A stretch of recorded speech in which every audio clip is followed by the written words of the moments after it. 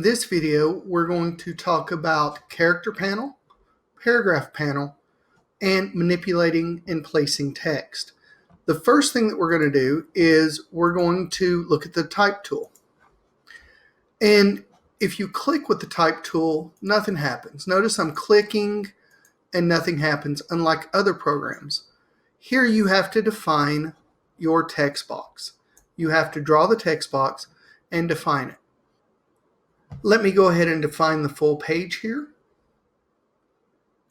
Okay, notice I'm keeping within my margins.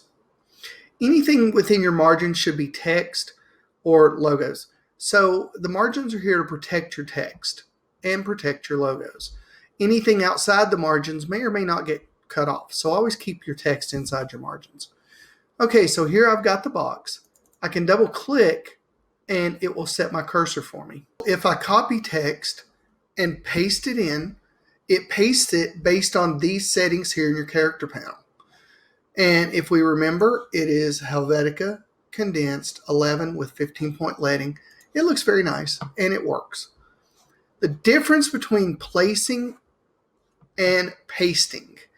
So let's go ahead and delete this and let's paste some text by hitting Command D. Command D allows me to grab it and open. And notice that it loads the cursor with the text. You can see here that the cursor now has the text in it. Now I can click and it will fill the page. Let me undo that. I can click and drag to define the area I want. In this case, I'm just going to do the full page anyway. And notice though that it came in, if I double click and select, look, it's now Times New Roman, regular. All of this has changed because I have placed the text. So it actually pulled the formatting in. While that's nice and everything, I don't really want that.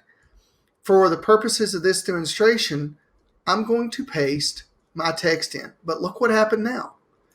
It grabbed the first part because that was what the original headline said. So when I selected all, it pasted, but it took the attributes from the first part of the text. So let's just delete this. Let's make a new text box. Double click. I'm now in here. It says it's Helvetica. I paste it now, and sure enough, it is. So if you're getting weird things when you're pasting, just make sure that you're working with a fresh palette. All right, so let's talk about the character panel. The character panel, if we notice while we're on the text tool and inside, we also have this information up here along the top and here. So you can use it in either place. So the first one is your font name. The second one is the family of that font. So in this case, it's Helvetica New, condensed. This is your type size. This is your leading. This is kerning, tracking. This is the evil vertical scale. This is the horizontal scale that you can work a little bit. Here is your baseline shift. And this actually allows you to create a false italic. So let's look at what each one does. I'm going to select this part up here. I'm going to change my family from condensed to bold. And notice how the font changed. I'm going to increase my font size. I would increase my leading, but it's just that. So I'm going to select a paragraph here. Watch what happens when I increase my leading here. Increases. Ooh, a lot of clicks. And decreases. Okay, I can actually put a number in here if I want. Now, why is this extra space here? Because when I selected, I didn't get that little piece right there. So when you select, always grab from the side and drag down. Notice that emptied. I can go in here and type the 13 that was there and hit enter. Now it all clears up. So when you're selecting text to do leading, make sure you select it like this, dragging straight down. Because if you select it like this, you're going to miss that little piece that's hidden out here. A lot of people don't know that, and it causes their text to do weird things. So again, best to select the text just like that. Now you can edit the leading. The next part, notice it's kind of grayed out. I can't do anything. That's because this works between characters. So V/A is your clue. You need to click in between a character here, like between the P and the I, and now it's adjustable. It's adjusting individual space between the P and the I, and I'm just clicking a bunch of times here. There, there. And I typically set that back to 0 if I'm fine. This, on the other hand, the tracking, if you select all of this, again, be careful. Select it this way. Grab from the front and just pull down. This does it over a lot of words. It spaces it out. What's nice is if you have, for example, let me set this back to 0. If you have, I don't know, let's do this one. Look, together. Together's all by itself. Well, if I put a little 5 in here, nothing happens. I go up a little bit. Oh, look, now we fixed it just by setting this to 10. But if we look, it's hard to tell the difference between these two lines, even though we fixed this to get rid of that little orphan at the end. Okay, so let's set this back to 0. Let's take a look now at the next one. This isn't, I don't like this. If we do 120, look what happens. It stretches it vertically. I'm not a big fan of stretching it vertically. If we go down to 60, see how that just looks horrible. So I always keep this at 100%. Here, however, I'll go between 80 and 120 just to get a little different look. Most of the time I keep it at 100, but for special cases, I may adjust this one. Now what's this? This is the baseline shift. So if I select this, now watch, I can double click and just select that word. And baseline shift it up, it goes up off the baseline. Notice I clicked it 7 times, and this is back to 0. Okay? So that just shifts fonts off the baseline. Why would you do that? Well, let's say that we had this 2 here. Let's say we could subscript it and superscript it, but that doesn't give us a lot of control. It's based on what it's set. So here I can actually move this up and then shrink the size of it until it's the way I want it. So if we look, we now have a nice way to do that. Now, how did I zoom in? Well, look down here. I've held the Option key down, and I'm using my mouse wheel to zoom in and out. You can also hold the space bar down. Oh, that doesn't work here. Why? Because I'm actually inside type. If I click on my selection tool and hold space down, I can click and drag around and move it. So notice I've got space held down, click and drag. That doesn't work if you're in the type tool and editing type, because if you add a space, that's what happens. Okay, so we've got the baseline. Now let's take a look at skewing a little bit. So we're going to select this, and we want that italic. Maybe my font doesn't have an italic. So I'm going to try 10 degrees, and sure enough, there's a nice fake italic. And that's all well and good. So let's set everything back to normal. Let's go back up here. Let's set this to condensed. Let's go 11 point, 15 leading, 0, 0, 0, and 0. So everything's back to normal. Let's talk about the next panel, the paragraph panel. And we're just going to talk about the top part here. Don't worry about the bottom. The only thing I would say is turn off hyphenation, because with it on, you may or may not get a lot of hyphenated words. Luckily in this one I don't, but a lot of times you do. And it's always better to manually take care of the hyphenated words instead of letting the program do it for you. So let's take a look. Let's select this paragraph here. Now, the nice thing is I can click anywhere in this paragraph.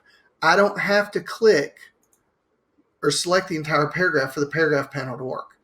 So align left, align center. See, now I've centered this text. Align right. Let's go back to align left. Let's select this one. Actually, I don't have to. I can just click in it. Let's go now. Actually, let's do this one. Now let's keep this one. Let's left justify, and notice that it lines up on both sides. The problem with justification is it adds space in between words. So if we look, we center justify, we right justify, and then we just justify. Look at all that extra space. You can start seeing it as it generates. Unless the client requests it, I recommend keeping it here. The next one down, we have left indent. So we can go up to, let's do 1/2 inch. Let's do right indent 1/2 inch. You know, anything we want to stand out. It's easy. Let's go down to the next one. Let's select a few of these. So for this, and again, I don't have to select the whole thing. Let's do, oh, look how much better that looks. If I was to tab this, let's set this back to 0. And watch what happens when I come over here and tab. Look at that. Look how far that puts it out there. This is much better, and the beautiful thing is you control it. So let's go back. We'll do this again. 3 clicks, 0.1875, very nice indent. Okay, the next thing, I don't use this one, but you would do that on the last line, right indent. Let's say you want more indent here and you want it to pop down, you would use that one. The next one is space before. So let's say that I want this paragraph here to be separated from here with more space. So I can just add that there. I'm not returning, which means I have absolute control over that space. This one's a nice one. Notice it's already set to 0.1875 because I set that beforehand. If I was to set this to 0 now, this is what the text would look like. Comes in nasty. So I can easily, 1, 2, oh, I like that. Maybe 3. Oh, that's even better. And that would be great. All right, so next, ignore space between paragraphs using same style. I can actually mess with this. Let's see what it says. The space between value will be used only if the paragraphs have the same paragraph style. So if you have a different paragraph style, it will affect that. Never really used it, so I'm good with ignore because I like to manually control my stuff. Well, let's take a look at this next part. Let's go down to this one. I'm clicked in it. This is a drop cap. I click it, nothing happens because it's only handling one line. It's already on one line. Well, let's go 2 lines, 3 lines. Now my B is getting bigger. But wait, there's more. Funny I said but. We can add more letters and a space. We can take this down to do it like that. Be careful though when you're doing this type of stuff. Let's say this was a T. I guess tut's involved. And we're going to take this down to 1 letter. Look at your spacing issue here. Now, how do you combat that? Well, it's real simple. You take your T and you find a T that's a little stylized that may fit better in that area. Now, I'm not going to go looking through a bunch of T's, but they exist. If you have something like this that has that little indent there, it will help fix everything. Then you can come here and kern a little bit. So we can come over here and we can kern just a little bit to move it out so it looks a little better. This little area here helps that T. Okay, that's great. But that's a lot of work to select the text and go over here and work. Well, let me show you a few things. I'm going to select the text. I'm going to hold Shift Command and I'm going to hit right bracket or period.